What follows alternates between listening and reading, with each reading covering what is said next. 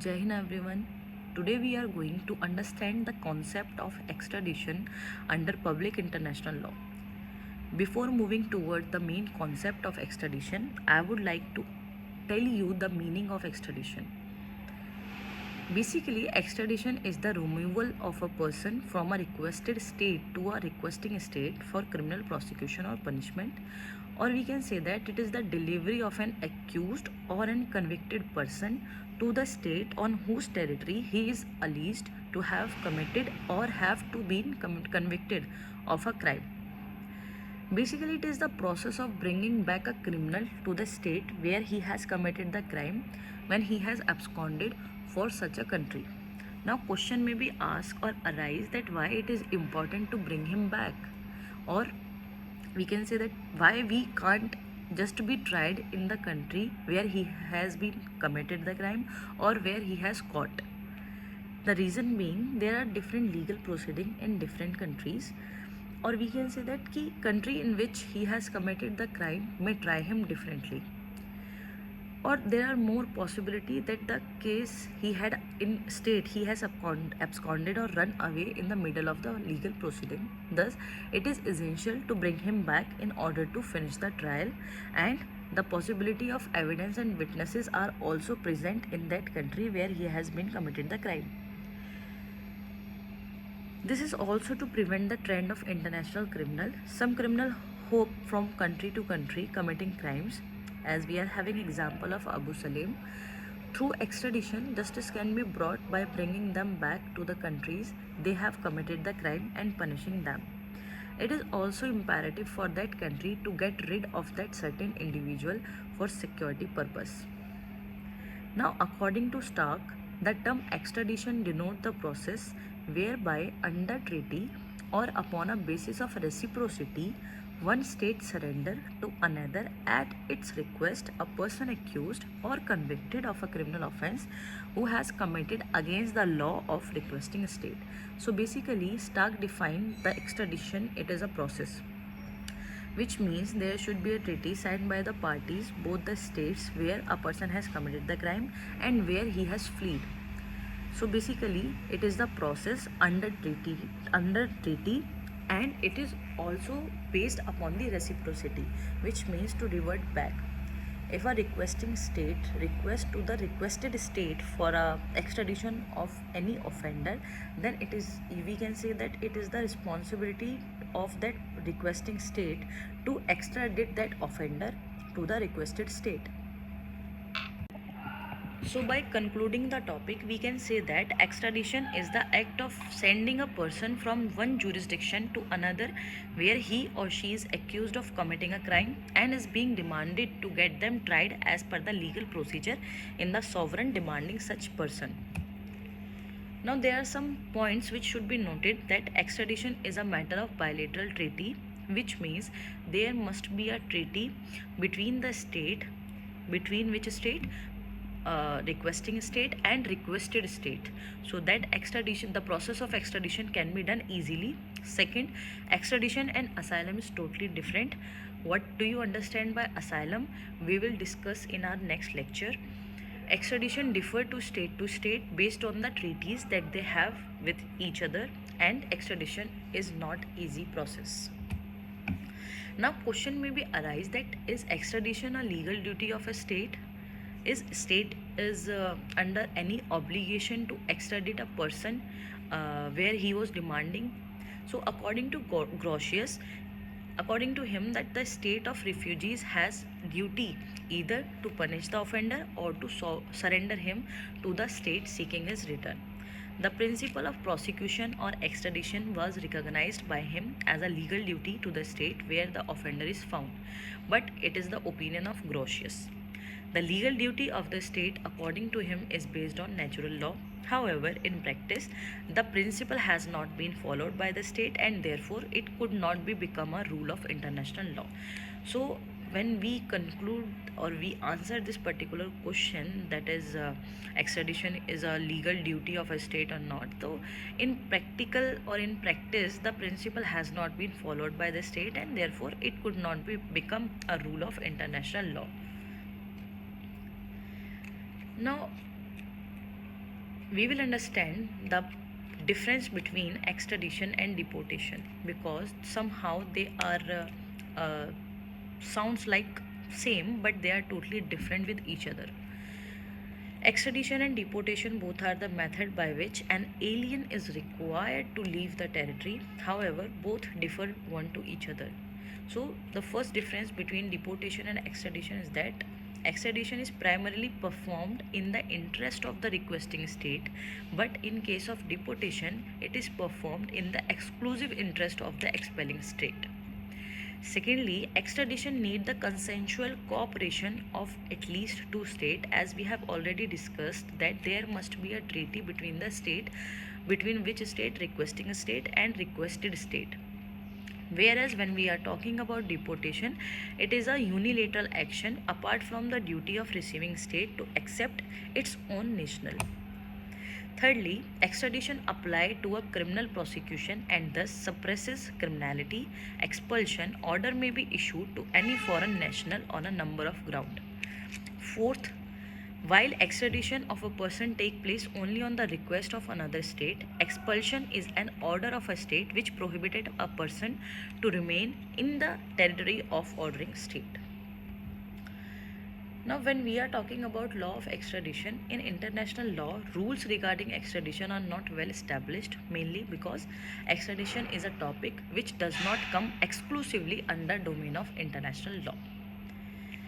Law of extradition or non-extradition of a person is determined by the municipal courts of the state, but at the same time it is also a part of international law because it governs the relation between two states over the question of whether or not a given person should be handed over by one state to another state. So when we are talking about law of extradition, the first and foremost law of extradition are extradition treaties. It is important to understand the extradition treaties between the requesting state and requested state so that the process of extradition can be done easily. Some states such as US, Belgium and Netherlands require a treaty as an absolute precondition.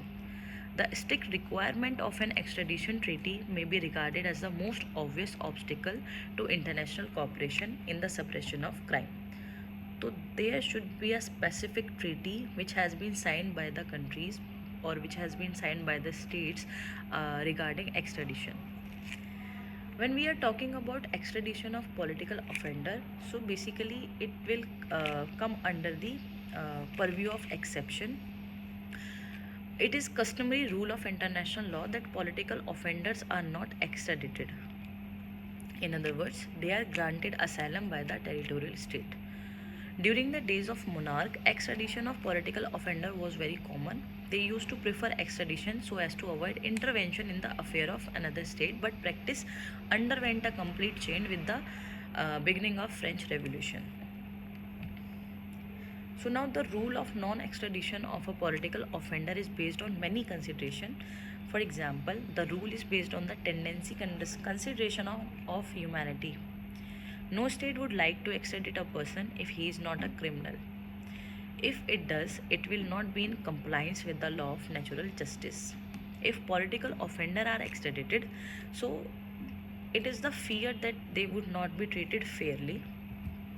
Third, the rule also protects the political offender from any measure of extra legal character which the requesting state might attempt to take against him.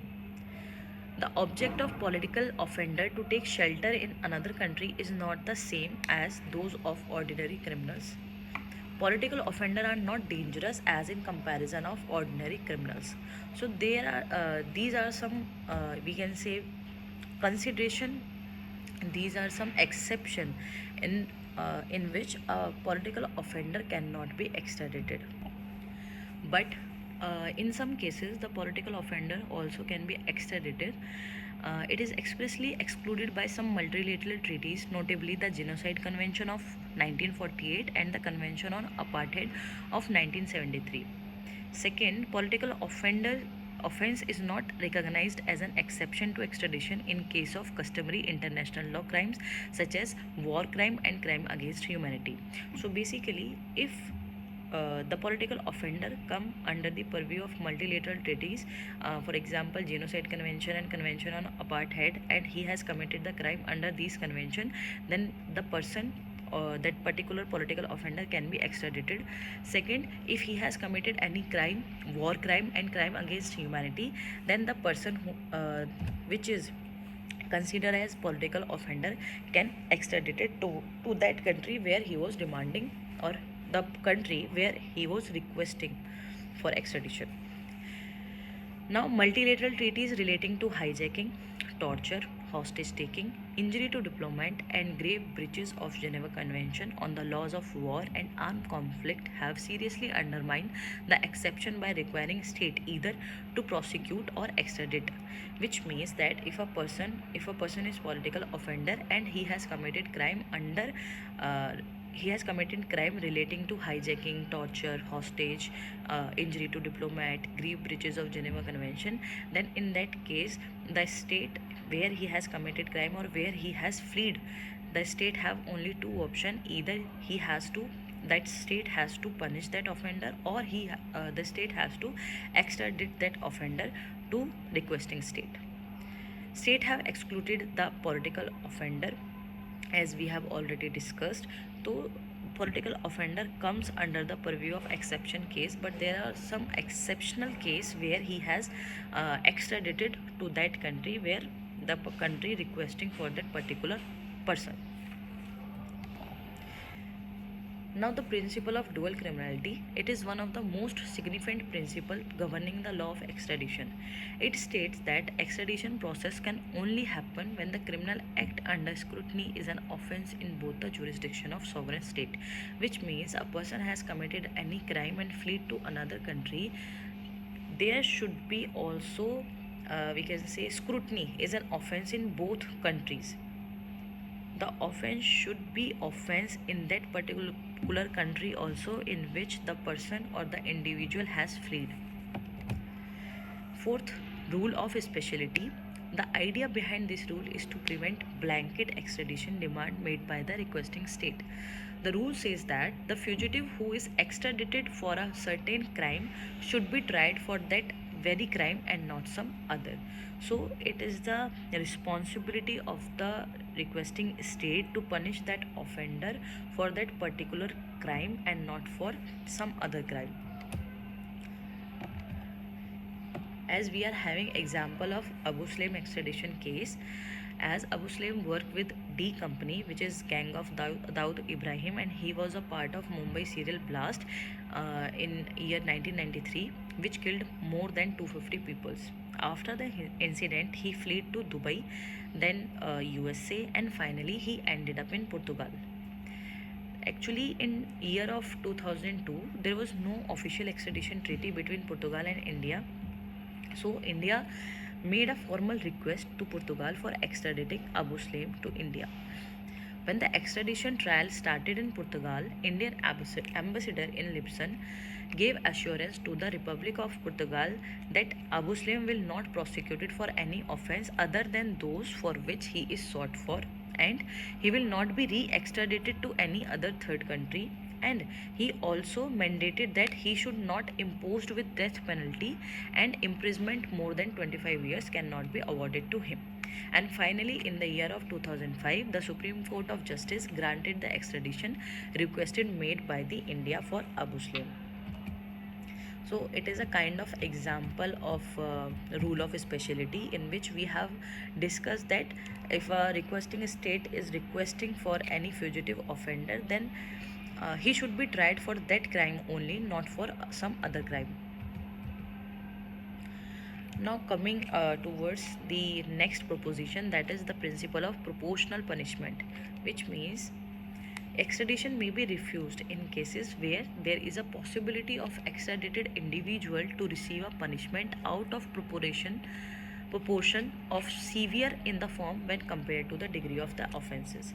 Which means if a country want to punish any fugitive offender, or a country where it is demanding or requesting from requested state to extradite that particular person, So the punishment should be in that proportional to the crime, not more than or not severe in the form when compared to the degree of offense. This principle is specifically invoked in order to avoid violation of human right norm accepted globally. Where there is any possibility of the death of fugitive in requesting state, such request is denied as per this principle to protect and avoid violation of human right norms internationally. Now, next proposition is that time barred crimes. A fugitive criminal shall not be surrendered if he has been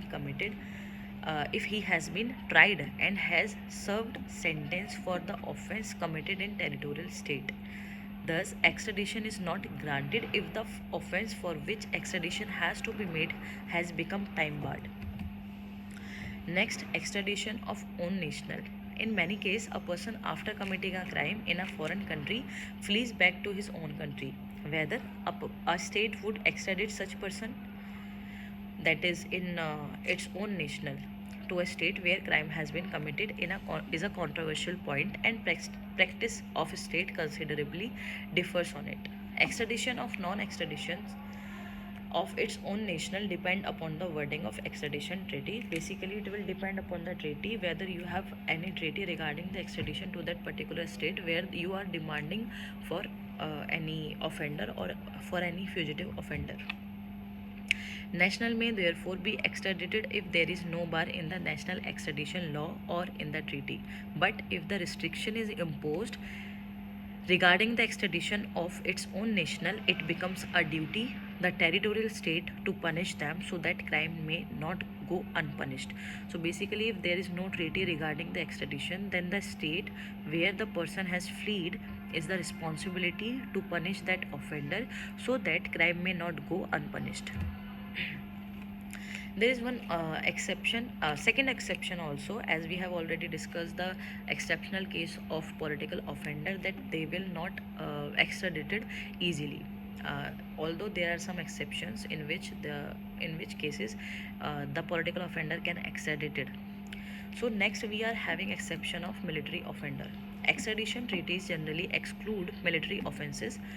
Broadly, military offenses fall into two categories. First, those which constitute offense under ordinary criminal law, and second, those which relate specifically to a military matter. Only the second category qualify as military offenses, in respect of which extradition will not apply. Next, we will see prima facie evidence. There should be a prima facie evidence of the guilt of accused before a person is extradited.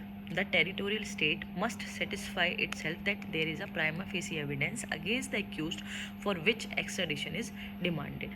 As in case of C.G. Menon, it was held by the Madras High Court that the need for offering evidence to show that prima facie the offender is guilty of the crime with which he has been charged by the country asking for his extradition has been well recognized. So basically, the purpose for laying down the rule of prima facie evidence is to check the fraudulent extradition. The territorial state has see that the demand is not motivated by any political reason. There should be no political agenda behind that particular extradition. So I hope the concept of extradition is clear to you, and the exception of extradition is as we already discussed, are political offender and military offender, and it will also include religious offender.